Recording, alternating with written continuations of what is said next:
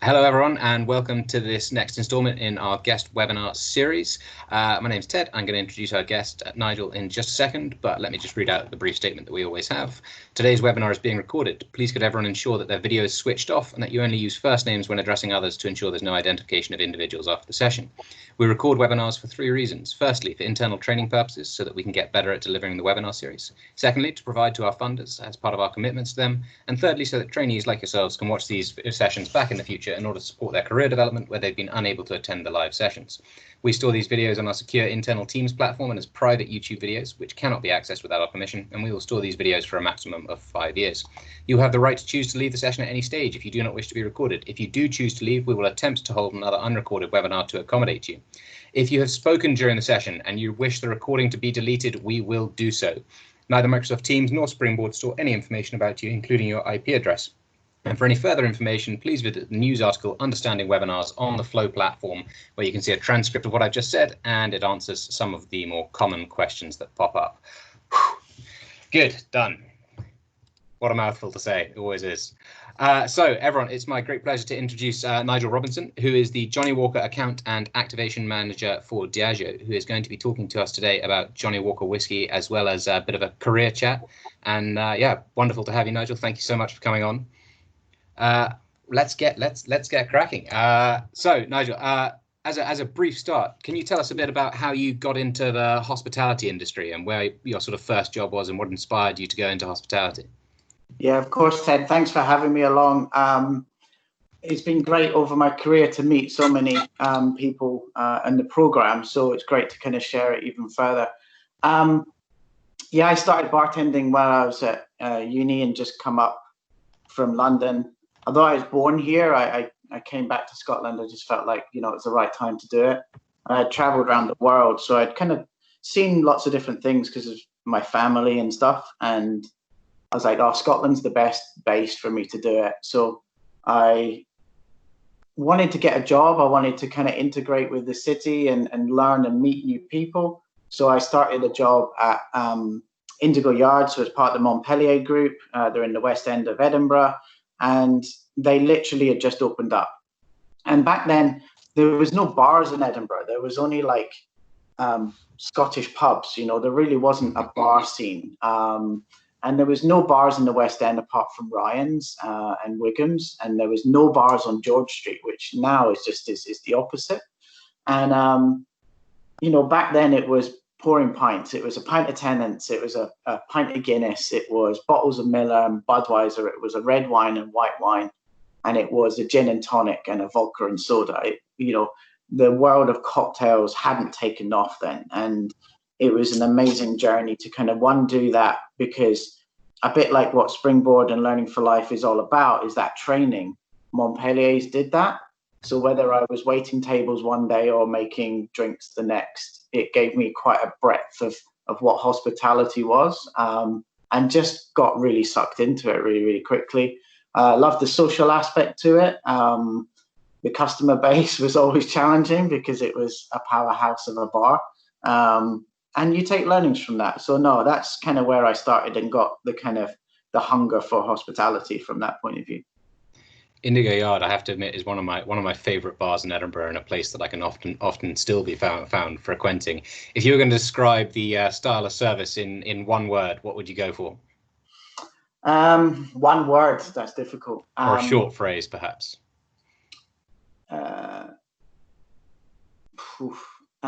Swift, happy,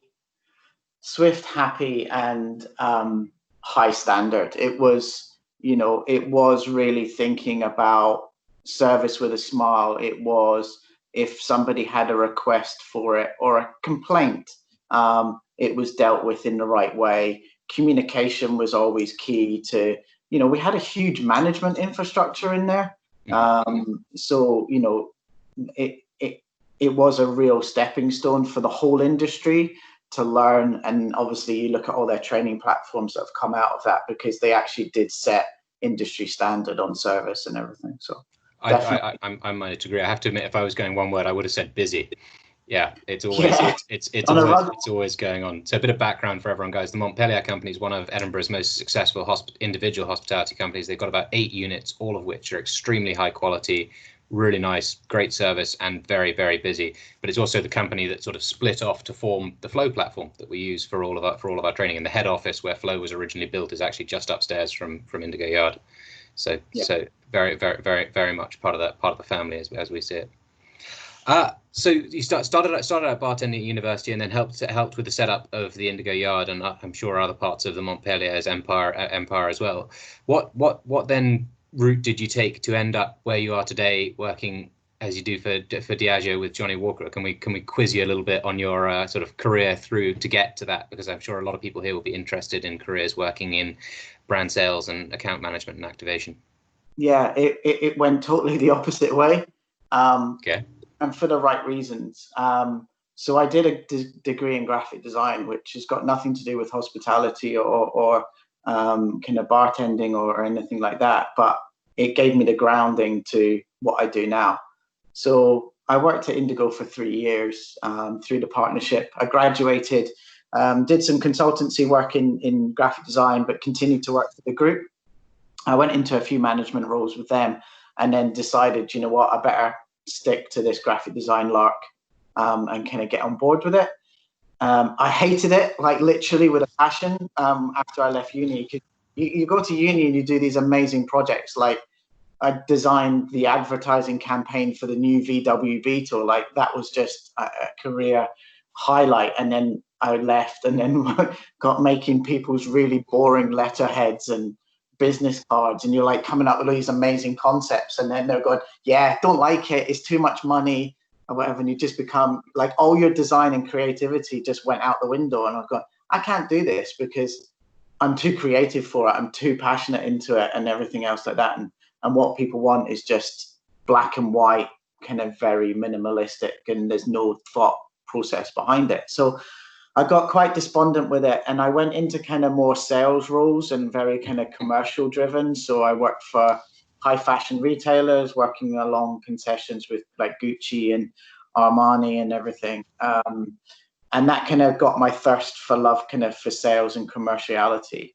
And I maintained my connections to Montpellier's and to the trade. And through that, you saw the cities grow in the kind of cocktail culture, and kind of upselling of brands. You know, people weren't just going about, I want a gin and tonic, I want a vodka soda or whatever. They were actually brand calling specific brands, whether that be Grey Goose, Ciroc, Belvedere, you know, certain gins and so on and so on. And then people moving away from wines and asking for cocktails. So I maintained all of that through my kind of career in all of that. But certain jobs came up within Diageo where I was perfect to slip into that kind of commercial role. So that's what I did there. I went in as an SE, so a sales exec, to kind of look after Glasgow and Scotland, and to look after the kind of Guinness, Smirnoff, Gordon's, the premium core portfolio.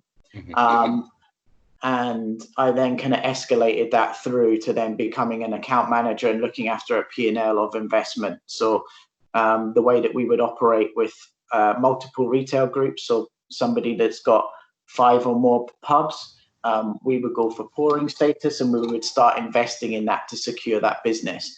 And that's where the activation side of it comes in. How do you invigor and engage and inspire consumers to go to that venue, but also their dwell time increasing, and giving something fun for the staff to do, whether it be like Tanqueray Terraces or Guinness takeovers or whatever, that kind of sets them as a higher standard than any other bar in that area.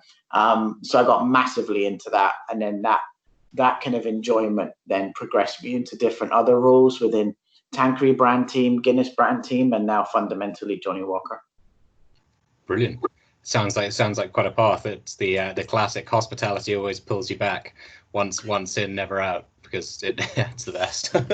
I've got a really good question in the chat here from Hamza.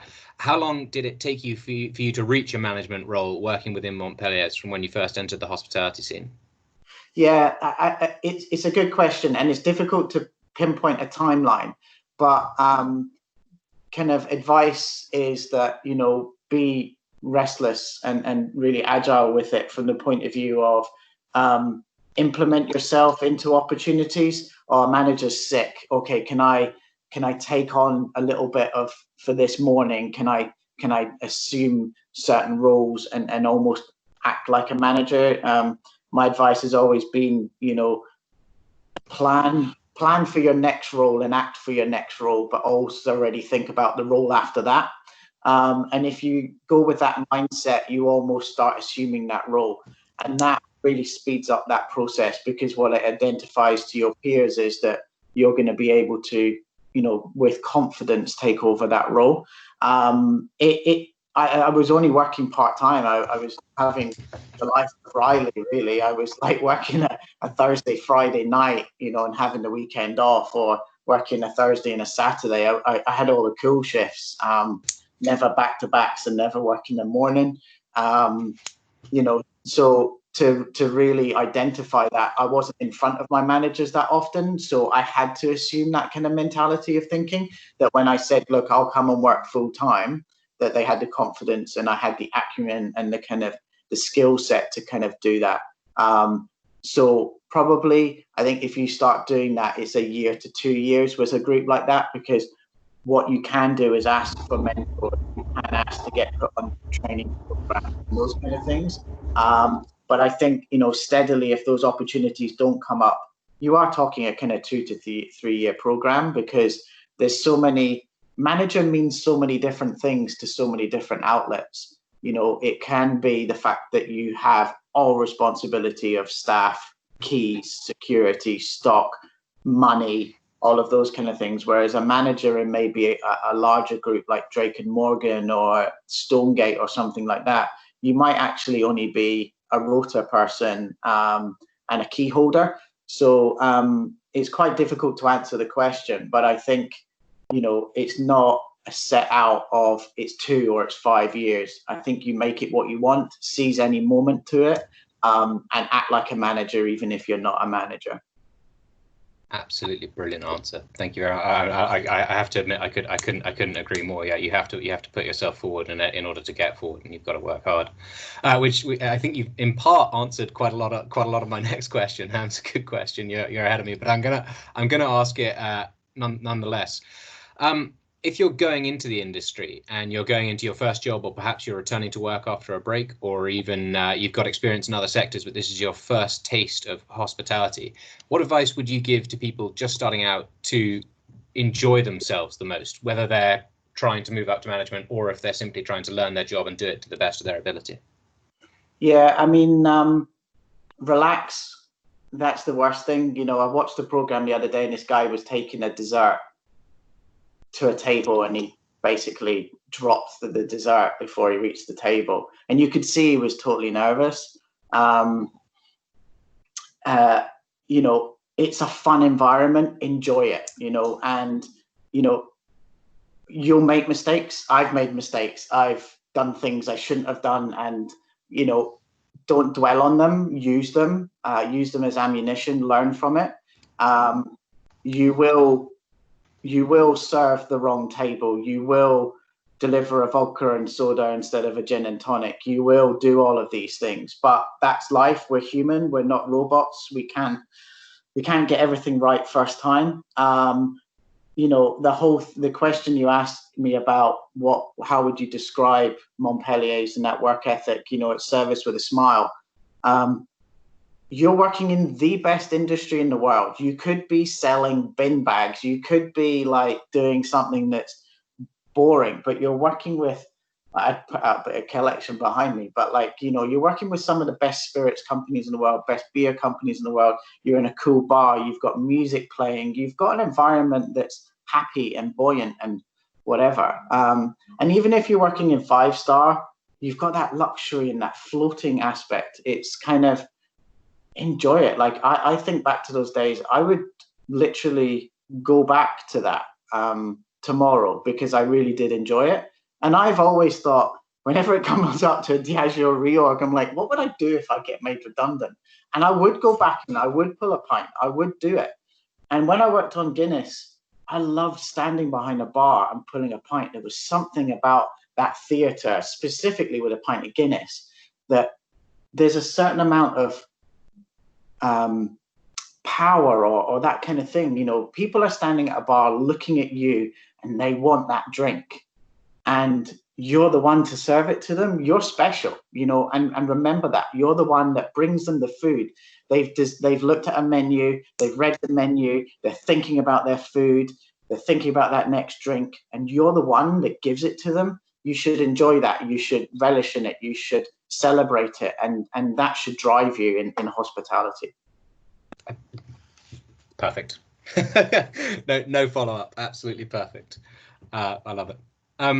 Next one. So now that you have made it out of the bars and into the account management and activation side of things, could you tell us a little bit, sort of a day in the life of, and a sort of, you know, what a typical day might look like to you, and what you get up to on a day-to-day basis, perhaps outside of COVID-19? Yeah, let's not dwell on that. Yeah, I mean, it's an eclectic role. I'm really lucky. I'm the only one in out of 33,000 people in Diageo that has this job, which is crazy, which is also a nightmare when you're writing your accreditation and stuff like that, your appraisal, because there's no KPI on it. To describe what I do, if you go to Dublin right now and you experience Guinness from a brand activation point of view. You see the Guinness harp everywhere. You see the Guinness name, the colorage, white, black. You see perfect pints of Guinness poured all around the city. And the brand passion that sits with the locals and the visitors is second to none. Johnnie Walker are opening part of the team, which is Destination Scotland, Johnnie Walker Princes Street, which will be the pinnacle of the brand in and around a 7-story building, bringing whiskey and the brand to life in a retail aspect, in a liquid aspect, bars, history and provenance, as is the Guinness Storehouse in Dublin. And it's fundamentally my job and the team's job to create Johnnie Walker in the same way that Guinness shows up in Dublin, specifically in Scotland and GB. And that's broken down by on-trade outlets having that brand visibility point of view, that perfect serve, cocktails, slushies, whatever that serve strategy might be. How we show up in third space and pop-ups. And then a lot of my role is then in kind of how we partner with people. Like I sponsor the Scotland rugby team. Emma and I look after Hogmanay, so it would be the Edinburgh's Hogmanay Street Party sponsored by Johnnie Walker. We sponsor the Fringe Festival, which pre-COVID was the second biggest ticketed event in the world. So it went the Olympics, Edinburgh Festival, Football World Cup, you know, which is crazy when you think about that. So 26 million tickets are sold each summer. And, you know, different activations like that. So it's a very eclectic role. So it's on trade side to it, brand side to it, and then sponsorship and partnership side to it. So no day is ever the same, but I get to work with this amazing portfolio and a huge team in and around that. And we're in our 200th year. So 200 years ago, John Walker purchased a shop, started through his family. I'll probably come onto it later on, but you know, this is a year to celebrate it. It's such a shame that COVID hit because it stopped a lot of our plans, but I know that some of you on the call will be integrated into some of that plans and some of the execution that we're planning with Kilmarnock and everything else like that, specific if you're in the Ayrshire College side of stuff. But, you know, there's very few brands that last 200 years. It's John Walker's birthday tomorrow. As a company, we celebrate it on Monday. Go figure. Don't know why. Obviously, nobody works a Saturday anymore. But yeah, I mean, it's, as I said, I worked on Tanqueray, I've worked on Guinness, and they're amazing brands, and I've got so much love for them. But, you know, Tanqueray is Tanqueray Rangpur, Sevilla, T10, and it kind of stops there. The packaging is what it is. Whereas, some of the stuff that I've got behind me, the projects I've worked on with HBO, on Game of Thrones, Director's Cut with kind of Blade Runner, and like all this amazing portfolio, and the fact it comes from Scotland, it's just, I love my job. Like everyone says I've got the best job in Diageo. When the stress hits and I've got to deliver something like 60,000 highballs in 3 hours at Hogmanay, the stress level hits pretty hard. But in a nutshell, that's what I do. Thank you very much. A follow-up question: where do you find 60,000 highballs in 3 hours on New Year's Eve? Yeah, so 60,000 people, actually 80-odd thousand people attend the Hogmanay Street Party in Edinburgh, and we discount 20,000 of those being underage. I 6 months before that came up with a recipe and had to get partners like Green Bottle. They make a elderflower cordial, and buy huge quantities of that. We then have to keg it and then test it for pasteurization and yeast build up and sugar build up to change. That would then change the ABV in the keg. And we kegged highballs. So we poured Johnie elderflowers out of a keg tap like a beer. That's very, very cool. So yeah, 60,000 in 3 hours was tough. Not too shabby. That's quite an operation. Well, speaking of Johnnie Walker, I'm going to let you take it away. You're obviously incredibly passionate about the brand. Could you give us a bit of the history of the product, and free reign to talk about what you like, and I'll keep an eye out for questions in the chat and come up with some of my own as we go. Yeah, I think it comes down to like a lot of the training sessions and tasting sessions that I do with on-trade bartenders and things like that. You want nuggets of information. You want that little thing that you can, you pour a Johnnie highball for somebody in a bar. You want that little conversational piece. And, I said, brand's 200 years old this year, established. So John Walker, at 15, nearly 16, his father passed away. Just outside Kilmarnock, and he's like, I can't run a farm. Like, it's just him and his mum, and what do we do? So what equated to about £600, they sold everything, like bales of hay, milk cartons, like canisters, tractors, all of those kind of things. Like, we've got the inventory sitting in the archive, and if you ever get to go, and I'm more than happy to host you if you want, because I love it there. It's phenomenal. They've got the inventory of that sale, so we know everything about it. And then they purchased the shop in Kilmarnock, and it was a grocer's. They didn't go out selling whiskey or anything like that. They were selling potatoes and meat and vegetables and other bits and pieces. They weren't whatever. But as business grew, he had a real flavor. So we know that he was into teas and cinnamons and spices, and his remit of where all these ingredients were coming from was worldwide, which was crazy. So he had already understood how to, a bit like Montpellier's, and how they then grew cocktail culture from wine and stuff like that. These guys basically looked at their consumer base and slowly pushed them further and further, that they were groundbreaking in what they did. And we know that from that inventory, he was selling whiskies from Islay, from Speyside and everything else like that. And brands didn't really come into that then. It was more flavor profile. But also some of these liquids were from illicit stills. There wasn't consistency. There wasn't like all this amazing kind of guidelines. And, if you buy a bottle of Lagavulin 16-year-old tomorrow and then you buy another one in a year's time, it's really consistent nowadays. And John Walker had two sons, and Alexander specifically really got into blending teas and spices and those kind of things and creating recipes.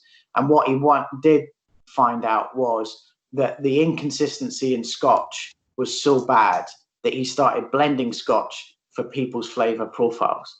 So if somebody liked something that was sweet and honey and flavoursome from Speyside, how could he pull all the niceness that maybe Clynelish and Highland distilleries that give waxiness and things like that to give a really round-bodied thing? So people were coming to him and he was asking questions like, what did you have for dinner? What do you have for breakfast? And really understanding people's flavor profiles and creating whiskies and blends in and around what they were doing. And those kind of stories are kind of crazy that you think that they did that, and they did it really, really swiftly. So when they started buying all these spices, they were making connections in their distributors and the ship's captains and everything else like that. And they created, Alexander created a club called the Merchant Adventurers Club. And this was basically captains. And he created then what is the square bottle, which he could fit into the crates. And the crate is one of our biggest brand assets, because that's how it's shipped around the world. So the first ever market that Johnnie Walker conquered was Australia, and specifically Sydney. That's why World Class went from Glasgow, so our closest point, to Kilmarnock, in a city that could take World Class because it's just off the chain. The next one was going to be to Sydney. So we were operating in 120 markets by the time Coca-Cola left America. Right. So if you think about Coke is everywhere these days, two sons were able to take a whiskey brand. So something that only certain age groups would be really into. They conquered the world by the time Coca-Cola were in like 8 markets. So some crazy provenance and some history stories. And that whole blending aspect. So, I mean, now you've got about 40 whiskies at any given time in Black Label.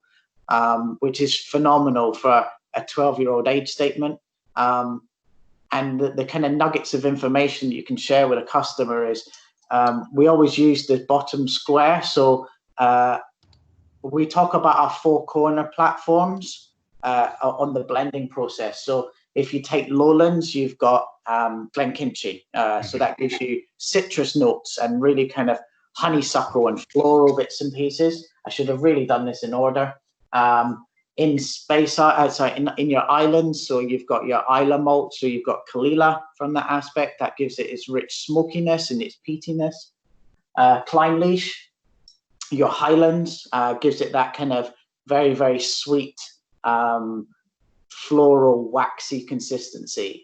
So if you think about, I like honeys, I like cereals, all of those kind of things that you might eat on a daily basis.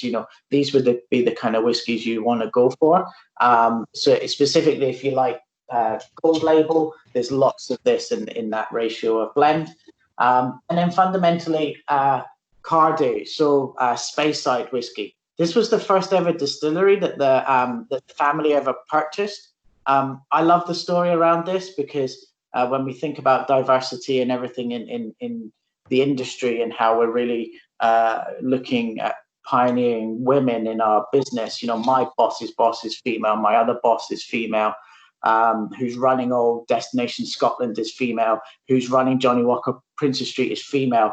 And I love that we're really, setting the boundaries on diversity in the workplace. And the Cummings family, specifically Elizabeth and Helen, mother-daughter, were pioneers in whiskey back then. You're talking 1800s, and they ran a distillery. Women were running a distillery in the 1800s. That's awesome. Yeah, and if you ever get a bottle of Cardew, I don't know whether you can see it for the camera. I can't see what you see of me on the screen, but you'll see Elizabeth Cummings here, and she's raising a flag, if you can see it. We can, yeah. So the story goes, and we don't know quite how this works, but I'm not going to get the story wrong. But the reason why she's holding a flag was this is back in the days of illicit stills. And she took one for the team is the way that I like to say it, right? So basically the excise men will come through Speyside. She's one of the first port of calls that comes in. And she would raise a flagpole on top of the pagodas to say the excise man has visited me, shut down your stills, lock down, go into hiding. I'll give him tea and biscuits and I'll get him to dwell a little bit longer, and pioneering for whiskey manufacturing as a whole. An amazing story from that. And when we talk about blending, I'll come on to that in a minute. fundamentally, this is the heart of Johnnie Walker. Yes, we use grain. Yes, we might dial up ratios of more cleaner and say double black, for example. This is the heart of it. It's a really good foundation to creating the flavor profiles that we want in certain blends and everything else like that. So the majority of all Johnnie Walkers will have a large proportion of Cardew in there as well. Brilliant. I really didn't know that. I have to admit, I thought that some of the amounts were a bit more even. I didn't know about Cardew. That's fantastic. Sorry, I'm busy taking notes. The easiest way to remember it is Ali Reynolds does this all the time, but he talks about hills, and it's just with one L. So you talk highlands, islands, lowlands, and Speyside. So it's a really easy way for you to think about it. I generally always have a bottle with me that I can kind of talk about certain things. Slanted label was put on, so therefore we could get more writing on there, because if it was directly horizontal, it stops the quantity of typeface and size of typeface that is on there. I talked about a square bottle that could fit more in a crate, so therefore it's more efficient from that aspect as well. So like some amazing stories just on the packaging that we've kind of created and continued all the way through it. But like my point around Elizabeth Cummings and the whole kind of female piece, we celebrate in America. I'm really annoyed that we don't do this in GB. But, you've got Jane Walker, which was our celebration about taking and celebrating International Women's Day. And then Emma Walker, part of our 12 blending team under Jim Beveridge, created her very own Jane Walker blend, specifically this year, which unfortunately was launched just pre-COVID. So it's not really had the celebration that it wants. But, it goes back to that kind of phenomenal liquids keep changing and looking and inspiring and engaging different flavor profiles. So one of the biggest challenges in my day-to-day role is how do you grow Johnnie Walker and how do you get people drinking it more often? And our serve strategy is around highballs. So in this country, there's 5 highballs in the strategy, but we really function with 4. And that's Johnnie and Ginger will always be our halo serve. Johnnie and Lemon, which was the one that surprised me the most, right? Lemonade and whiskey, you're like, nah, really nice. I tried it, and I was like, wow, okay, little kind of squeeze of fresh lemon in the top gives you that citrus balance. Johnnie and Peach, which has been the most successful, and then Johnnie and Elderflower. And the way I think about it is, again, almost going back to that blending story. What do you like? What do you eat? What do you drink? Oh, I like gin and tonic. Okay, Johnnie and Elderflower is the one for you. It's giving you all those floral expressions and that kind of botanical feel to it. So how do I recruit new drinkers? And I was trying to do all the stats. Pre-COVID, we were just over 250,000 highballs we had not given out, but like sampled and engaged with people in third space in a year, which is pretty mental when I even think about it. And a lot of that is kind of thinking about people's flavors profile and having that conversation with them and really understanding it. Because when you speak to people about Scotch, they go, oh my God, I hate it. And you're like, oh, you're the one that raided your dad's drinks cabinet when you were 14 and you drank something like this, like a Lafroig or a Lagavulin, and you went, what the hell is my dad drinking, or my brother or whatever? And you took a gulp of it and you went, oh, no way. Whereas I think if you really start to understand people's flavor profile, I can pretty much, if I did a whiskey tasting with you, just find the one you want. So usually when I do it with bartenders, I go around the table and I say, we're in a bar right now, what do you order? Pint of Tennent's, Pornstar Martini, white wine, Chardonnay, right, fine. And I'll go across that portfolio and identify the one that they want. And you think about, I saw in the chat, somebody says White Walker, and we'll come back to it properly. But like that blend is specifically designed, that George did, in and around engaging people new to whiskey and everything else from that too. So that's what I love about the brand. It's just so diverse, so dynamic. It reacts to trends, and it looks pretty cool, right? It is a beautiful range. I've always loved the way they line up next to each other, especially the classic parts of the range, which obviously increase in size with the larger base as you go along from red to blue. Is there any chance you could talk us through the sort of classic range and maybe a couple of the outliers that you've got behind you as well? Yeah. So basically, I set it out. So red label, if somebody says to you, where does green label sit? The easiest way to do it, and I don't know whether it transfers on the camera, but blue label will always be the highest bottle in the range, going down to kind of age statement, quality, rarity of whiskey. Red label is always the smallest bottle, generally down to the age statement. So you've got really, really young whiskey in here. You've got like 5-year-old, 6-year-old whiskey. We don't put an age statement on it specifically because why sell something that's not in the kind of repertoire of 10-year-old, 12-year-olds? Well, that's where the majority of whiskeys find their peak.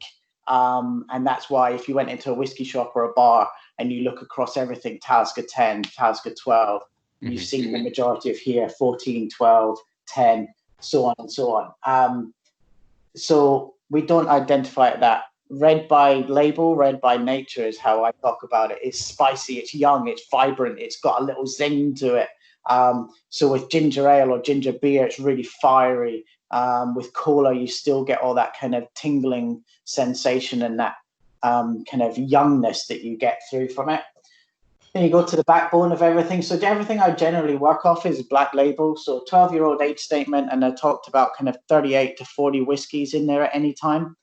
And we're really lucky with Diageo. We own 28 distilleries, soon to be 30 when Brora and Port Ellen open up.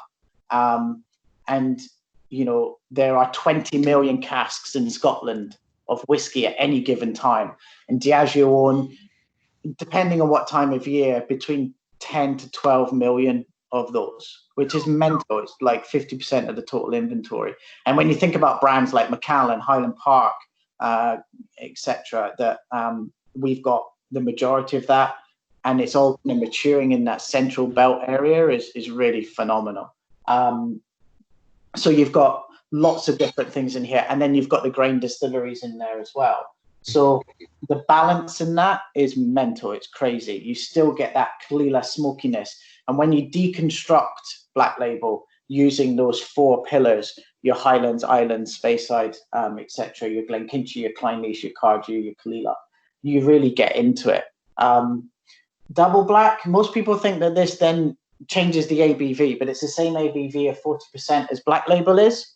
What we're doing here is, in the ratio of those 4 pillars, we're just increasing the Kalila in here.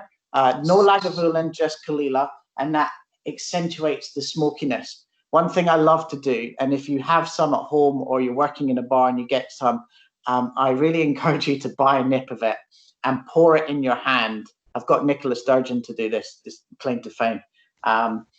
Pour it in your hand and rub it in your hands until your hands go dry again, and take a big lungful, right? And you'll get all that wood and all that smoke and all that peatiness coming from it that you don't smell from the glass. So a bit like an aftershave or a perfume, the more you wear it, the more it reacts with your skin and the heat, and it gives off top notes and bottom notes. Whiskey's the same. It's an alcohol that's sat in wood, and it's got all that nutrients and all of those different flavors from the wood and the burnt and the charring and everything else like that. The other thing is that accentuates it. Going to green label, I'll come on to that. That's my favorite one. So if you're going to ask me what my favorite one is, I'll come back to that. I was Gold going label, to. That dial up the Clynelish aspect to it. So the rivers that feed into the Clynelish distillery were mined for gold. They had loads of gold in it. So that's where the terminology of gold label comes in. Gold by name, gold by nature. 18-year-old, this used to be platinum, but if you can imagine, there's a recipe and a ratio of all the different whiskies that we own. One of the whiskies that made platinum, we don't have an inventory big enough to fulfill it. So we've gone back to an 18-year-old age statement in and around that. And then the mighty blue label, phenomenal liquid, the rarest whiskies. So I talked about 10 million casks in Scotland at any given time. To be good enough to go in that bottle, it takes a year for the blending teams. I think part of the graduate program, collect all the samples, and that doesn't sound like, oh, you just go into a shelf. Like literally, they're integrating with the whiskies and everything else like that. It's a really interesting program they're on, and they pull all the samples together. And out of 1 in 10,000 casks is good enough to go in that bottle. 1 in 10,000. I mean, it's crazy figures. But your age statement range is going from like 25 years to 70-year-old whiskey. 70-year-old Scotch in there is crazy, crazy numbers. But the balance of uniqueness and sitting in wood and everything else like that creates that perfect balance of apples and all these other things. Really revisit that whiskey, drink it first of all, then hold it in your palate, lift your tongue to the roof of your mouth. It sits in there and everything else like that. And it unlocks so many different layers because of that age statement. Most people then ask, well, why aren't you celebrating 70-year-old? But because of the swing from 25 to 70-year-old is so vast, you can't, by whiskey law, put an age statement on it. So we can't celebrate 25-year-olds because that would be a celebration in itself. And we certainly can't celebrate 70. Talked about, do you want me to ask you a question or keep going? I do. So Ham's got a good question in the chat. I suppose the answer is yes, but he says, is the older the whiskey, the more expensive the whiskey, or is that just a myth? And I've always thought the older the whiskey tends to be the rarity, so therefore it gets a bit more expensive. Yeah, it's a really difficult one. It's a really interesting question because one of my best mates is part of our prestige management on whiskey, and he's selling casks to multi-million-dollar businesses and things like that. No, it is the answer. The older it is doesn't actually drive the price. And sometimes it can actually be worse. Okay. And there are certain pinch points where whiskey's really good. So when you actually look at a cask and you look at a stave, if you ever go to a distillery and you see one, there's only so much that the liquid will go into the wood, and it will, and basically after a certain time, and there's that kind of 10, 12-year-old is that magic number, that the liquid and the ethanol and the alcohol can't do any more with the wood. It just can't go anymore. It's done its job. And anymore, it's a bit like an old wine going into a bad cork and it becomes corked. Yeah, you get that vinegar taste, okay. Yeah, and it just starts to go bad and bad and bad. So unless the cask is really tended really, really well, all the staves were really good because, again, there's a big lottery on that. You know, if you're using Jimenez cask or bourbon refill or whatever, or new oak or new European or American oak, there's a lottery in all of that, right? And that's just as well. We've got 10 million casks, so I'm sure there's a few disgorged and chucked. But yeah, it's not. It's more about the history and the provenance. It's more about the making capability. It's more about the distillery. It's more about the distillation process of the original liquid that went into it. More drives the price than anything else. You know, some of the anniversary bottles that we've had from, say, Clynelish last year celebrated its 200th. The whiskey was really, really good. It's held its price really, really well and everything else like that. And that's why when you see our special release program on things like Port Ellen 40-year-old Talisker Bodega 41, 42, you don't see a lot of that because there's that magic number 12, 10, 14, 22, 16. They're all the teens. So anything that's really old will either go into blend or it's a happy accident. And if it's good, then it's good. If it's bad, it's gone. So yeah. Thank you very much. That's a perfect answer. You are getting a lot of love in the chat for your passion for whiskey. A lot of love in the chat. So do you have any particularly ridiculously cool bottles behind you? I think earlier you said you might have a bottle of the Johnnie Walker Blue Ghost. Yeah, so these three here are Ghost and Rare. I'll talk about this one first of all because this is the one I love the most. Because if you've ever watched Blade Runner, and it also doesn't look like a normal bottle of Black Label because this is a normal bottle of Black Label. Can you see that? Because I can't. We can see that quite clearly, yeah. So the bottle's totally new. So this was part of the Blade Runner movie franchise with I forget everyone that was in it, Ryan Gosling and Harrison Ford. And this bottle is designed about how Jim Beveridge, our master blender, would interpret Johnnie Walker would one look like and taste like in 2049. So really, really special, all new liquid. It's not just Black Label in it. it looks really cool. The box that it comes in is amazing. And, you know, it's just a kind of total one-off from that point of view too. It's also 49% ABV, which is really punchy if you think about Black Label being 40%.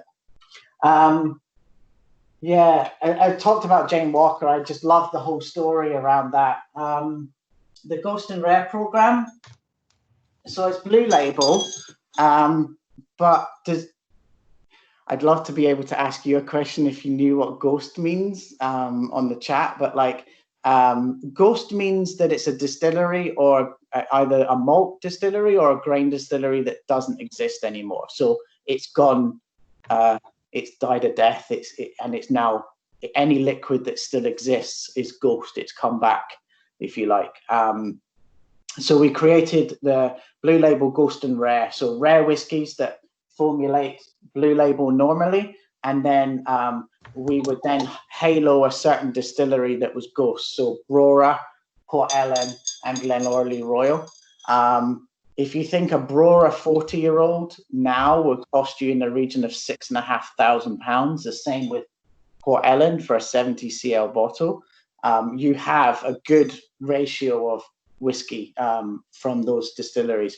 You have Pittiveig in here as well, and Cambus Grain Distillery in here. So that was a phenomenal program about really celebrating the history and the provenance of our blends in some really, really rare whiskies. So Nigel, when you move the bottle, it makes an interesting noise. Is that the medallion that's on it? Could you explain a little bit about that? Yeah, so a lot of the kind of theatre, if you think about luxury brands and kind of making a cocktail, whether you're shaking it, the provenance of a pint of Guinness building to create that really creamy head. There's such a kudos and a amazing part to all of that. And Blue Label has that. I'm not going to do this. I wish I had another bottle and I would do it for you live. But basically, you pull this string. Mm-hmm. I keep these. They're always good for keychains. And it tears the lead here, like you would on a wine bottle, and then you remove that, and then these continue to be part of the cork aspect to it there too. So the little bit of theatre about the ceremony of opening this has a little bit more theatre and everything else to it too. Round the bottle, you have obviously the Blue Label piece, and then it shows you your map of Scotland to celebrate the distilleries that go in here. So in relation to the Port Ellen one, it's the first ever Johnnie Walker blend to have Oban in it, and it's the only one still to date. Wow. I have a really bad joke about that. I'm not going to tell you on the call. But yeah, the Blue Label's always the one that's amazing because it has so much phenomenal packaging. Just grab this one. This one, if you're familiar with the interior designer Timorous Beasties, they're based in Glasgow. They make soft furnishings like curtains, wallpaper, cushions, all hand screen printed and dyed and everything else like that. And we wanted to work with them on a rare side of Scotland. So we know that the rarity of the Blue Label that's already in here, we gave them a project to design the bottle. So this is all enamel. So it's actually printed onto the bottle itself. And they looked at the four corners of our blend. So that Highland, Island, Lowland, and Speyside aspect. So you've got a sea eagle that flies out the Straits of Jura outside Kalila. You have all the butterflies and all the florals that are in the garden in Glenkinchie. You have the oyster catcher that sits up at Clynleash and sails out to the sea there. And then you have the eider ducks that sit up at Cardew. So it's a whole celebration of Scotland and that rare side of beauty that Scotland has together. So some phenomenal bits and pieces in that. And then this is the box that it comes into. I don't know whether it translates really well on the camera, but it's all foiled, blue foiled into it as well. So like there's amazing packaging. And then obviously we talked about Game of Thrones. That White Walker piece was an amazing project to work on. a legal nightmare with HBO. You couldn't do anything, basically. They bang you to rights. But this was an introductory for people who are going to buy this. Don't drink whiskey. They love Game of Thrones and they wanted it, right? So therefore, the whiskey needed to be really accessible to people's palate. So it's around a 10 to 12-year-old age statement that's in it. It comprises of 12 whiskies, but coming from 2 distilleries only, and that's Cardew and Clynelish. So again, you think about the flavor profiles of Speyside: sweetness, honeys, floral, toffees, really richness. Clynelish giving you those floral, waxy, sweet notes that you get through. But all the whiskey is then matured in bourbon casks from Bullet. So it then takes on tons of like caramel, toffee. The best way for me to describe it, whenever I do a tasting with anybody in this, is I get them to taste it in their mouth, swallow it, put it in their mouth again, and slowly swallow that dram. And I then get them to close their eyes and think about the last time they ate a creme brulee. So if you think about, you order a creme brulee and you think about all the burnt sugar that's on the top, your spoon breaks through it and you get that sweetness and the burntness from the sugar. And then you get the creaminess and all the vanilla and everything else that comes from the actual dessert. That is that as close as you can in a bottle. When you then freeze it, the packaging all comes alive. So all the cracks come in here. His eye becomes more aqua, like the actual White Walker themselves. And then on this side, it says winter is here, because from the series, if you've not watched it, White Walkers are a kind of zombie type ice man, warrior, whatever. And every time they move through lands, they bring winter with them. So when you freeze it, what that does to the liquid, it creates a viscosity, which means that it becomes a little bit more thicker and treaclier and syrupy. But it also kills all the alcohol burn that you would get when you drink a dram of whiskey. So all that then has for the consumer is all those amazing vanillas and creamy sensation and everything else from the liquid. So I love this product. And then Game of Thrones 2.0, which was the worst kept secret in the world, with George Harper again. So George Harper did this piece. You have, if you watch the end series, where kind of spoiler alert. Yeah, well, no, I think you're allowed to, boss. I think it's good. So you had the 2 elements of fire and ice. So this is really spicy. When I was a kid, you used to have like a gobstopper called a Fireball that was like full of pepper and everything else like that, and cinnamon and stuff like that. That's what this is like.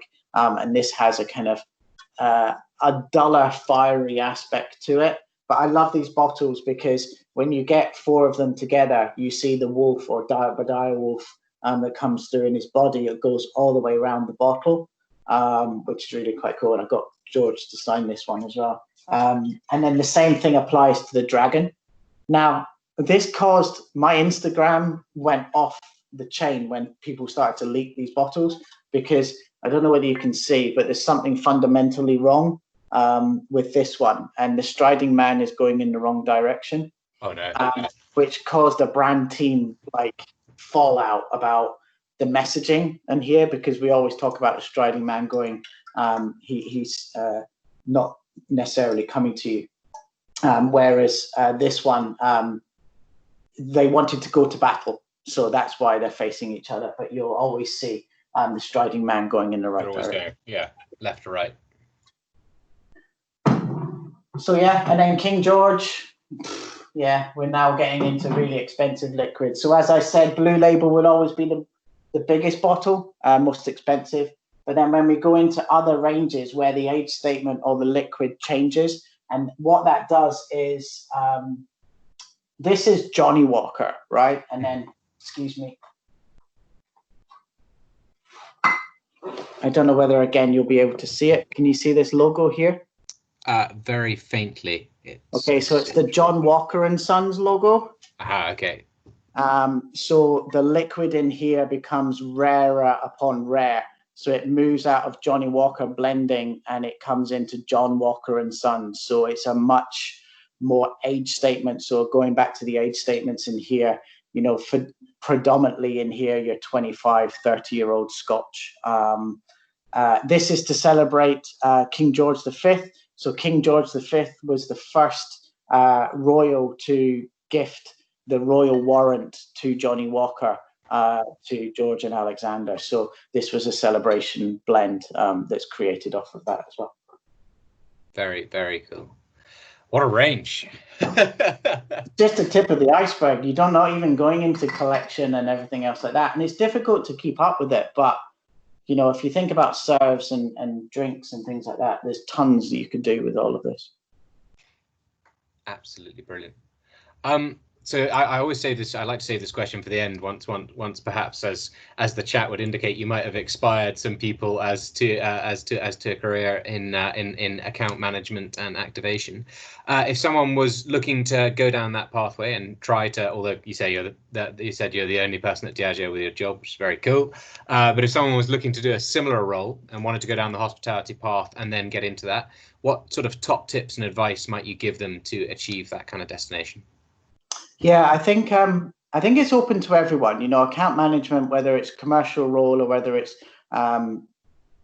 brand activation managers or anything else like that. My role's only unique because it's taking two of those disciplines and putting them into one role. Whereas either side of whichever sides you're kind of more passionate about, you can do one of those things. So you know, and that can be emulated not only in the on-trade, but also the off-trade. I had a really humbling moment. I was doing a Johnnie Walker activation in the Corinthian in Glasgow at the G1 outlet, and it was to the Tennent's telesales team. And we were doing a tasting session of all of this liquid, and we were doing some kind of cocktails with some food and stuff like that.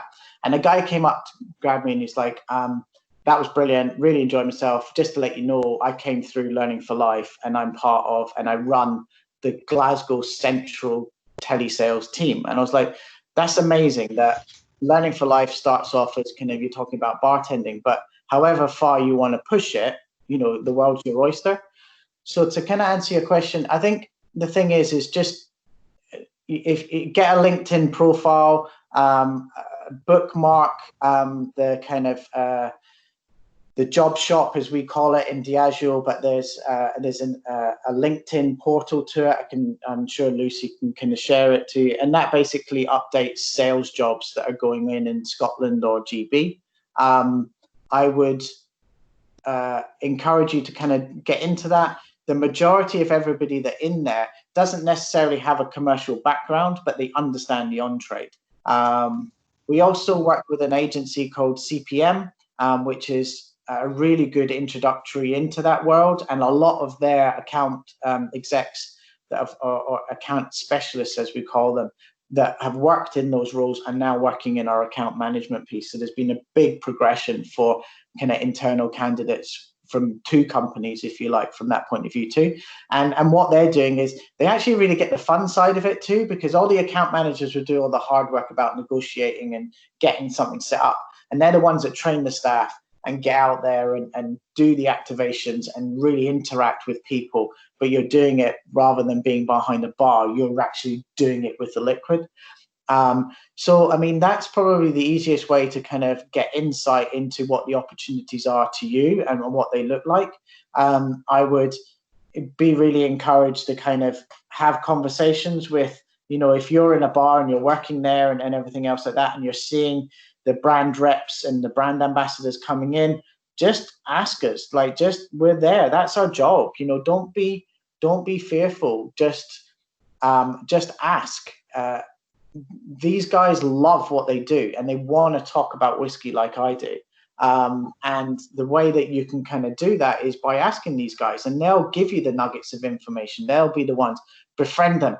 Follow us all on Instagram, especially our BA team. It will give you inspiration. You'll be able to see what we're doing. You'll be able to see the new trends. And it will give you a steer into what's specifically happening within Diageo or with certain brands. And it's hugely eclectic. It's good fun to watch and everything else from that point of view. The majority of my stuff is all on Johnnie Walker and serves. It's gone a little bit quiet because everything's been shut down, but Makes sense, yeah. generally there's all of that. And kind of follow it from that point of view. My biggest advice in that is, if you know what steer you want to go in, is ask for a mentor, right? Because not only is it hugely an ego polish for somebody like me, it's the biggest introductory to you, and you can almost challenge that person to say, I want to achieve this in this timeline. Can you help me do it? And it's a bit like taking the bull by the horns, which was what I was saying about getting into management and those kind of things. If you know what career path you kind of want to get into, whether it be a brand ambassador, a cocktail mixologist, an F&B manager, an F&B director, like, why let that stop you? Then go and ask in your internal, or go and ask a BA, would you mentor me a little bit? Like, the amount of people that I've kind of helped and mentored go through that progression of account management is ridiculous. And it takes 15 minutes of my time. What's 15 minutes of my time? It's nothing really. So I really applaud you to think about a mentor. And like, you can have a mentor for a week, right? You don't have to say, oh, you give me a lifetime of mentoring. It could be a week, it could be a month, it could be a year. It's not time bound, but suck all the information and all the passion out of that. Go and use it somewhere else and start your journey somewhere else. Brilliant. Thank you. What a wonderful answer. I'm going to ask one more question before we end the recording, conscious that people listening in the future will think that this is about an hour, and I'm sure that you've got meetings and such to jump to. I know I do as well.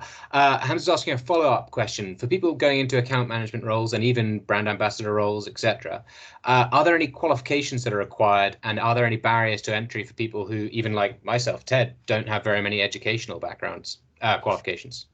No, not at all. I mean, like I said, my degree has zero to do with it. And if I think about the 12 brand ambassadors we have in GB across tequila, whiskey, vodka, gin, we're all a very eclectic bunch. And that's what makes us really interesting.